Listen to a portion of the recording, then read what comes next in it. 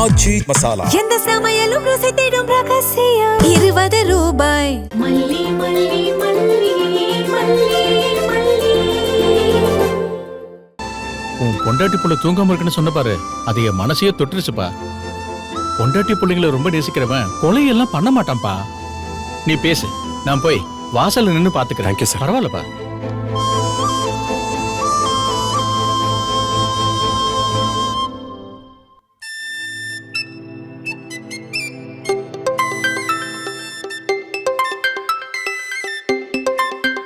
என்ன ஏதோ புது நம்பரா இருக்கு. ஹலோ மல்லி, எங்க யார் போன் இது? அது அந்த ஹெட் கான்ஸ்டபிளோட போன். அவருக்கு ஏதோ என் மேல ஒரு நம்பிக்கை, நான் தப்பு பண்ணிருக்க மாட்டேன்னு, அதான் எனக்கு போனை கொடுத்துட்டாரு. உங்க மேல யாருக்கு தாங்க நம்பிக்கை வராது? அவரு என்ன சொன்னாருன்னு தெரியுமா? பொண்டாட்டி புள்ளைய ரொம்ப நேசிக்கிறவன் கொலை மாதிரி காரியத்தெல்லாம் பண்ணிருக்க மாட்டான்னு சொன்னாரு.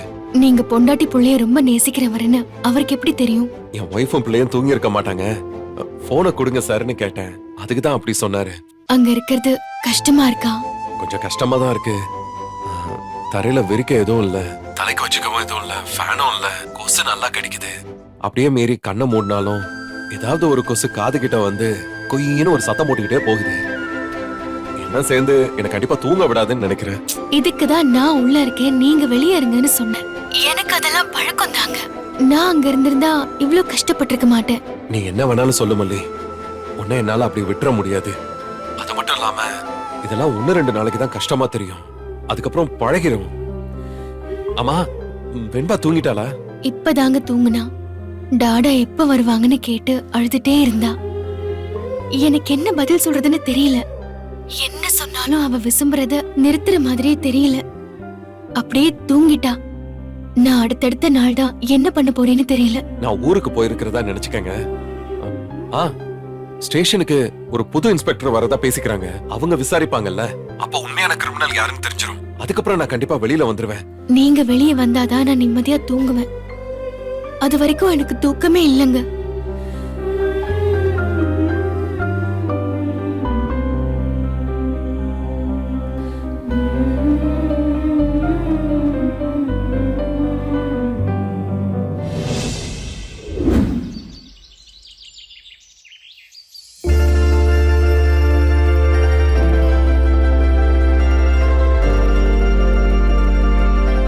வெண்பா செல்லம், என்ன பண்ணிட்டு இருக்க?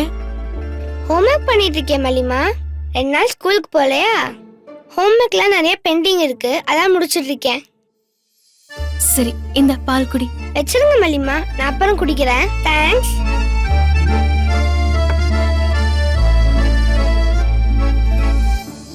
வெண்பா கிட்டதான் இத கேட்கணும். ஆனா எப்படி கேக்குறதுன்னு புரியலையே.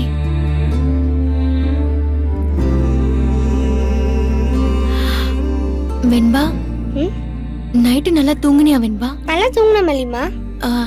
கனவு எதுவும் வரலையா?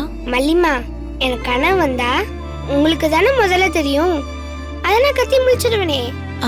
ஆமால. மத்தபடி படிப்புல கான்சென்ட்ரேட் பண்ண முடியுதுல்ல? வேற எதுவும் மனசுக்கு தொந்தரவு இல்லையே? இல்ல மல்லிமா.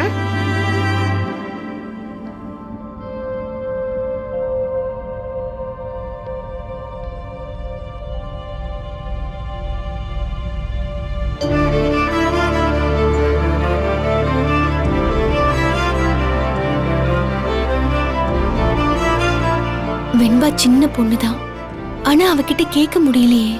அக்கா, ஏனே நீயா ஏதோ பேசிட்டு இருக்க? காலையில இருந்து பாத்துட்டு இருக்க, உன் முகமே சரியில்லையே, ஏதோ யோசிச்சுக்கிட்டே இருக்க. என்னக்கா? ஒன்னும் இல்ல மயில.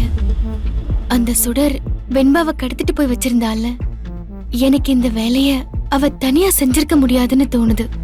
இந்த வீடியோ உங்களுக்கு பிடிச்சிருந்தா லைக் பண்ணுங்க, ஷேர் பண்ணுங்க, காமெண்ட் பண்ணுங்க. மறக்காம சரிகமா டிவி ஷோஸ் தமிழுக்கு சப்ஸ்கிரைப் பண்ணுங்க.